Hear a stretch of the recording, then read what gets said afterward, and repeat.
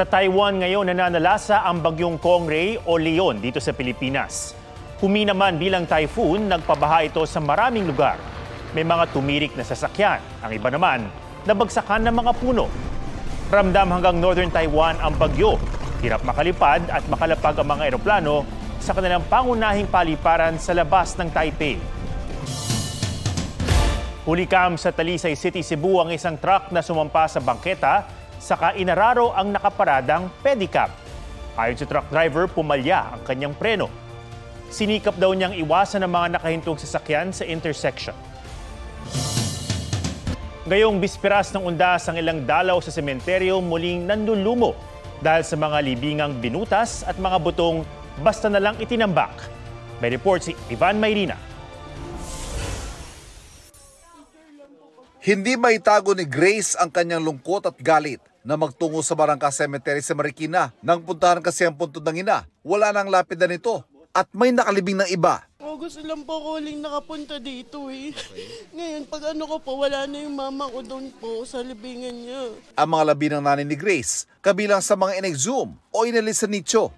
Sobrang sakit po. Kasi siyempre yung tatay ko hindi ko na nakuha tsaka hindi ko na napupuntahan eh. Tapos ngayon yung mama ko na dito sa malapit na wala pa.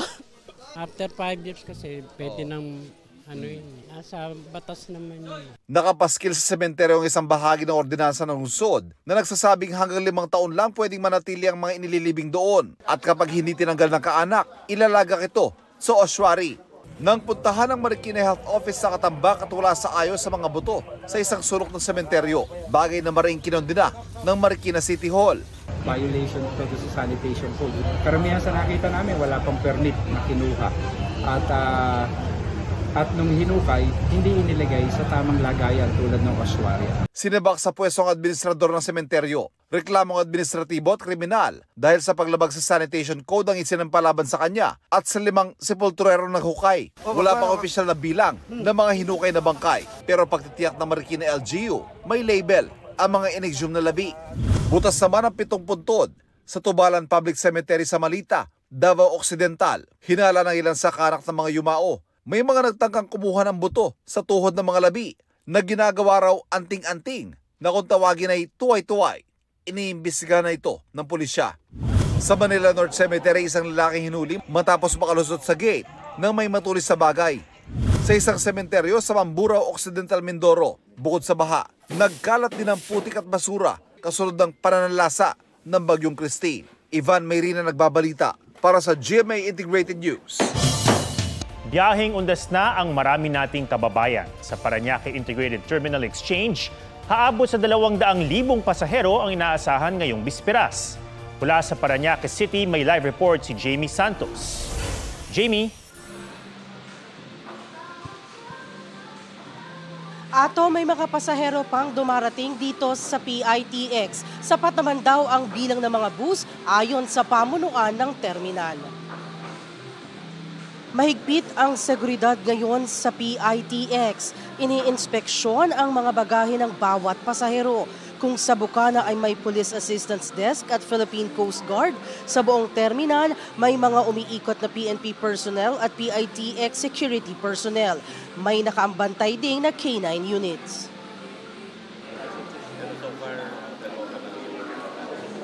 Tatlong bus driver ang nagpositibo sa random drug test sa terminal kahapon. Sasailalim sila sa confirmatory drug test. Sa ngayon, sabi ng NCRPO, wala silang namomonitor na terror threat. Nag-abiso naman ang MMDA na pwedeng dumaan sa EDSA ang mga provincial bus hanggang alas 5 ng umaga sa November 4. Nagsisimula na ring dumami ang mga pasahero sa NAIA Terminal 3. Sabi ng Civil Aviation Authority of the Philippines, naka-heightened alert na ang mga paliparan di lang dahil sa undas kundi para rin sa bagyong Leon. Sa Batangas Port, tuloy-tuloy ang mga biyahe.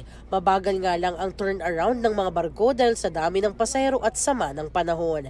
Tiniyak din ng pamunuan ng Pantalan na hindi sagabal ang nakasadsad pa ring fuel tanker na tumagilid dahil sa bagyong Christine.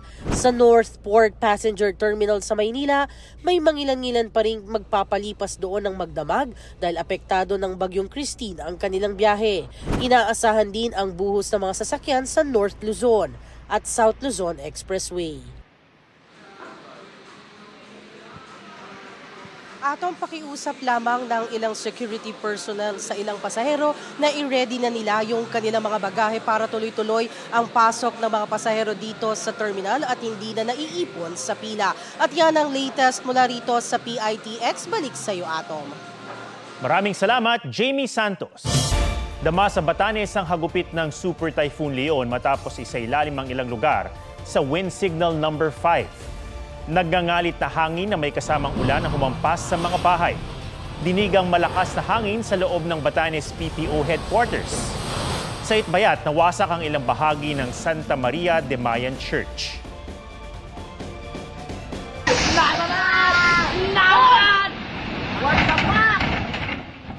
Nilamon din ng storm surge o daluyong ang Fisherman's Wharf sa Apari, Cagayan. Sa bayan ng Santa Ana, nawasak ang seawall, resort at isang bahay sa Barangay Sentro.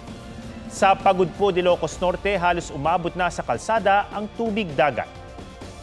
Sa Pasukin, nasira ng malakas sa hangin ang ilang kubo.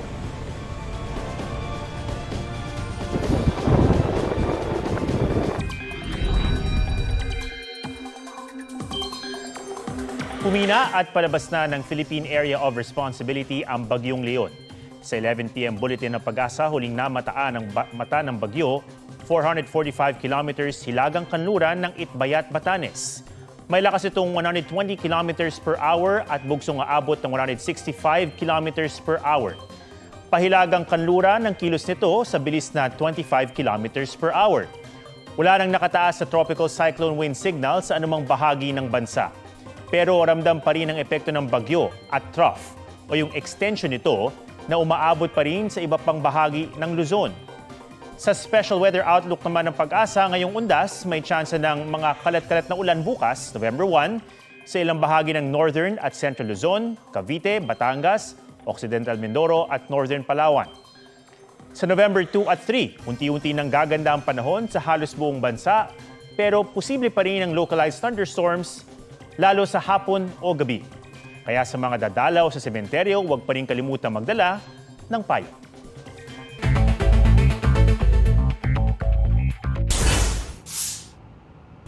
Energy Regulatory Commission nag-utos na wala munang magpuputol ng kuryente sa mga hindi makababayad ng bill sa mga lugar na nasa state of calamity dahil sa Bagyong Christine. Sakop nito ang electric bills mula Oktubre hanggang Disyembre ng mga binagyong customer na hindi lalagpas ng 200 kilowatt-hours kada buwan ng konsumo. Utos din ng ERC sa mga power distributor magbigay ng flexible payment option na hindi bababa sa 6 na buwan.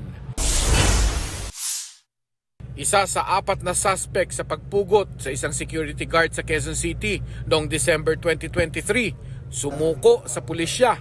Tumangging magbigay ng pahayag ang suspect na nakakulong na sa Kamuning Police Station. Mark Salazar, nagbabalita para sa GMA Integrated News.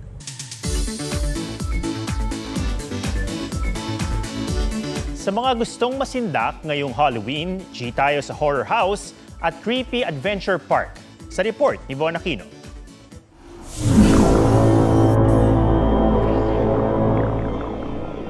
Sa pagpasok sa bahay na halaw sa Heritage House, guide na nakabarong ang sasalubong. Pag-akyat ng hagdan, white ladies ang babati. Creepy rin ang totoong kabaong at ang umiiyak na bride na wasak kamukha. May mysterious diners din sa kasa. Aba, effective! Nagtatakbo palabas sa mga guests. Pagpasok namin, creepy na talaga siya. Yung incenso, so nakaka-add din siya sa sa ambience ng place. Meron na siyang effects dun sa mga guests natin na luma yung bahay na papasukin, and this is something na kakaiba. Matapos pagpawisan sa takot, marerelax naman sa ganda ng iba pang replika ng heritage houses. Mula Quezon City, sa Rizal naman tayo. Dito sa isang adventure park sa San Mateo, Rizal, hindi sa loob ng bahay, kundi dito sa Kakahuyan, susubukin ang iyong tapang sakay ng isang UTV. Tara! May mga misteryosong nilalang sa daanan. may dugo ang bride na naglalakad at bangkay na lumalabas mula sa libingan. Nangahabol naman ang madreng ito na sikat na karakter sa pelikula. Nakakatakot po. Sakit din po sa katawan. Sakit baba, tapos biglang yung gugulat. Unexpected. Nakakatakot. Yung mga nangahabol na mga multo. Kung i-imagine nyo po, ano po bang nakikita sa gubat? Ano po bang nakikita natin sa bundok? Kaya mas exciting po. Matapos ang thrilling experience, breathe in, breathe out ka sa ganda ng city lights view sa park. Von Aquino nagbabalita para sa GMA Integrated News. Nag-kamehame wave sa highway sa Cebu City ang content creator na yan na nakabihis bilang Son Goku ng Dragon Ball. Kasama sina Spider-Man at Batman, kunwari pa silang nag-sword fight sa gitna ng kalsada. Pinara, hinarang at hinabol pa nila ang ilang sasakyan. Hinuli sila ng PNP Highway Patrol Group. Araw kasing delikado ang kanilang mga for the content na paandar. Nag-public apology na ang mga content creator at pinalaya rin.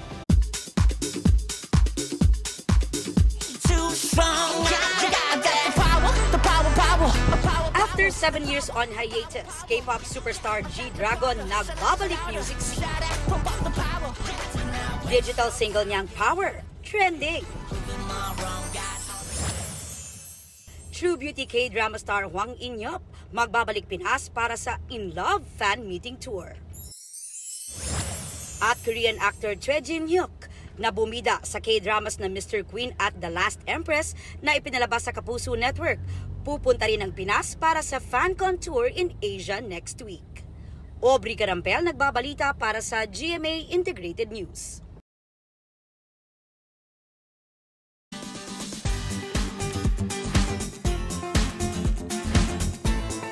Ang pagiging witty ng mga Pinoy muling umangat ngayong Halloween sa ilang aliw na costume. Pusuan na yan sa report ni Ian Cruz. Di dapat manakot ngayong Halloween unless jowa mo ang gustong saksakin ka. Gawin kang saksakan. Choice talaga ni Jaya at Miguel na parehong may pumupulupot. Pero wala po sa kanilang dalawa ang iginapos. Bet kasi nilang maging plug and socket na pag magkayakap, may spark. Pero kung love-hate ang peg, bet nyo ba ang maging ipis at tsinelas? Tulad ni na Clarice at Raph.